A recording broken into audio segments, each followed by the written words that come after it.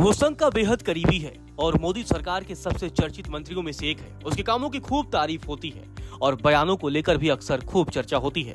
प्रधानमंत्री नरेंद्र मोदी के साथ अपने रिश्तों को लेकर वो सुर्खियों में रहता है, लेकिन एक वक्त ऐसा भी हुआ करता था जब वो अमित शाह को घंटों घंटों तक इंतजार करवाया करता था।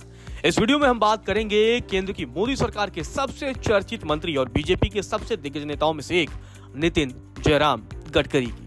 मोदी और गडकरी की दोस्ती की खूब चर्चा होती थी, लेकिन पिछले कुछ सालों में बताया जाता है कि दोनों के संबंध भी अब चर्चा का केंद्र है। माना जाता है कि गडकरी उन चुनिंदा नेताओं में से एक है जो मोदी की हाँ में हाँ नहीं मिलाते। सीधे शब्दों में समझे तो वह आंख मूंद कर मोदी का गुणगान नहीं करते। हालांकि 2009 में भी दोनों के रिश्तों की बांधी कुछ ऐसे ही देखने को मिली थी। दरअसल जब भारतीय जनता पार्टी का अध्यक्ष नितिन गडकरी को बनाया गया तो पार्टी के सभी नेता और मुख्यमंत्री नितिन गडकरी को शुभकामनाएं देने पहुंचे थे, लेकिन उस समय नरेंद्र मोदी बीजेपी के इकलौते नेता थे जिन्होंने गडकरी को शुभकामनाएं नहीं दी थी। केंद्र की मोदी सरकार में मंत्री बनने के बाद नितिन गडकरी के कामों की चर्चा भारत ही नहीं बल्कि पूरी दुनिया में हो रही है। देश में हाईवे का जाल बिछ रहा है जिसका श्रेय लोग नितिन गडकरी को देते हैं, लेकिन कभी कभी वो पार्टी के लिए मुश्किलें भी बढ़ा देते हैं। कई बार अपने बयानों से उन्होंने पार्टी के लिए मुश्किलें बढ़ाई है। दरअसल एक बार उन्होंने कहा था कि बीजेपी न कभी अटल आडवाणी की पार्टी थी और न ही अब मोदी शाह की। उनके इस बयान को लेकर विपक्षी दलों ने पीएम मोदी को घेर लिया था। हालांकि गडकरी ने परिवारवादी पार्टियों पर निशाना साधते हुए बीजेपी को किसी व्यक्ति विशेष की नहीं बल्कि वैचारिक पार्टी बताया था। दरअसल एक ऐसा भी दौर हुआ करता था जब नितिन गडकरी भारतीय जनता पार्टी के आला कमान हुआ करते थे। उन दिनों अमित शाह सिर्फ गुजरात तक सीमित थे। जब अमित शाह गडकरी से मिलने दिल्ली आते तो गडकरी उन्हें घंटों इंतजार करवाते। ये वो वक्त था जब अमित शाह का बुरा दौर चल रहा था। कोर्ट के आदेश की वजह से उन्हें गुजरात छोड़ना पड़ा था और वे दिल्ली में ही रह रहे थे। गडकरी भारतीय जनता पार्टी के अध्यक्ष हुआ करते थे। जब अमित शाह उनसे मिलने आते थे तो उन्हें घंटों बाहर इंतजार करवाया जाता था। हालांकि समय का चक्र घूमा और बीजेपी में अमित शाह का कद बढ़ा। 2014 में केंद्र की सत्ता पर नरेंद्र मोदी काबिज हुए। मोदी प्रधानमंत्री बने तो अमित शाह भारतीय जनता पार्टी के अध्यक्ष। दिसंबर महीने में महाराष्ट्र के मुख्यमंत्री का नाम तय होना था। सियासी गलियारों में चर्चा थी कि नितिन गडकरी मुख्यमंत्री बनना चाहते हैं, लेकिन तत्कालीन बीजेपी अध्यक्ष अमित शाह ने मुख्यमंत्री की रेस में गडकरी का नाम बाहर कर दिया। और उससे भी ज्यादा धक्का उनको इस बात से लगा होगा कि नागपुर से आने वाले देवेंद्र फडणवीस, जिन्हें गडकरी अपना बच्चा मानते थे, उन्हें मुख्यमंत्री बना दिया। आज सियासत की बुलंदियों तक पहुंचने वाले नितिन गडकरी ने छात्र जीवन से ही सियासत का रुख कर लिया था। एबीवीपी से उन्होंने अपने सियासी करियर की शुरुआत कर दी थी। इस दौरान वे तमाम सामाजिक मुद्दों, राजनीतिक गतिविधियों में समर्पण और नेतृत्व की क्षमता की वजह से संगठन से लेकर समाज तक उन्होंने पहचान बनाई। एबीवीपी के बाद वे बीजेपी की राजनीति करने लगे। 1989 में पार्टी ने उन्हें महाराष्ट्र विधान परिषद भेज दिया। एमएलसी बनने के बाद उच्च सदन में वे नेता प्रतिपक्ष बने। 1995 में जब राज्य में शिवसेना बीजेपी की सरकार बनी तो नितिन गडकरी को पीडब्ल्यूडी मंत्री बनाया गया। 2004 में उन्हें भारतीय जनता पार्टी महाराष्ट्र का अध्यक्ष नियुक्त कर दिया गया।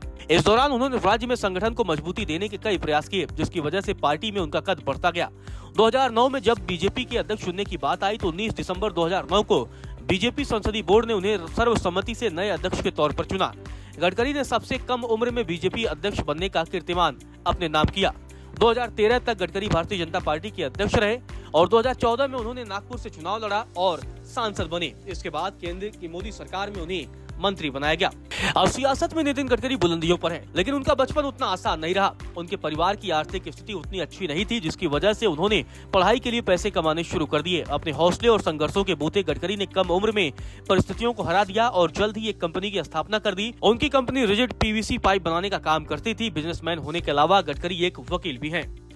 देश के इंफ्रास्ट्रक्चर को मजबूत करने में नितिन गडकरी का बड़ा योगदान माना जाता है। वैसे तो उनके नाम देश में हाईवे, सड़क, वाहन संबंधित कई उपलब्धियां हैं, लेकिन उनकी सबसे अहम उपलब्धियों में से एक है भारतमाला परियोजना। इस परियोजना के तहत भारत के विभिन्न हिस्सों को जोड़ने के उद्देश्य से एक मेगा नेशनल हाईवे विकास बन रहा है।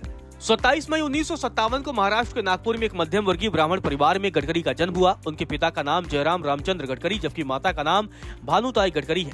उनकी पत्नी कंचन गडकरी से 2 बेटे और 1 बेटी है। बेटे का नाम निखिल और सारंग है जबकि बेटी का नाम केतकी गडकरी है। बड़ा बेटा Nikhil Gadkari furnitures and appliances private limited company का मालिक है, जिसमें गडकरी प्रमोटर डायरेक्टर के रूप में भी जुड़े हुए हैं। नितिन गडकरी की पढ़ाई जीएस कॉमर्स कॉलेज से हुई है। इसके अलावा नागपुर विश्वविद्यालय से एमकॉम भी किया और इसके बाद उन्होंने यूनिवर्सिटी कॉलेज ऑफ लॉ से एलएलबी की डिग्री हासिल की। साथ ही उन्होंने बिजनेस मैनेजमेंट में भी डिप्लोमा किया है। देश के सबसे चर्चित केंद्रीय मंत्री नितिन गडकरी की बात हो रही है तो उनके द्वारा विकास कार्यों को भी जानना जरूरी है। नितिन गडकरी की उपलब्धियां। गडकरी ने देश का पहला बायो डीजल पंप शुरू किया। गडकरी ने सोलर फेसिंग की सुविधा सबसे पहले दी। सड़कें, ब्रिज, फ्लाईओवर और एक्सप्रेस निर्माण के लिए बेहद लोकप्रिय हैं। प्रधानमंत्री ग्रामीण सड़क परियोजना में भी अहम भूमिका निभाई। नागपुर शहर के इंफ्रास्ट्रक्चर को सुधारने में अहम भूमिका निभाई। नितिन गडकरी आज सियासत में जिस मुकाम पर हैं, उसमें पूर्व प्रधानमंत्री अटल बिहारी वाजपेयी का भी बड़ा योगदान रहा है। खुद गडकरी भी इस बात को मानते हैं और कहते हैं कि अटल जी उनके लिए भगवान जैसे हैं। अटल जी ने गडकरी के साथ मिलकर प्रधानमंत्री ग्रामीण सड़क परियोजना के तहत हर गाँव को पक्की सड़कों से जोड़ने का काम किया। गडकरी के परिवार का कोई भी व्यक्ति राजनीति में नहीं था, लेकिन उन्होंने अपने दम पर अपने बूते अपनी पहचान बनाई और देश के सबसे लोकप्रिय मंत्रियों में से एक का खिताब भी पाया।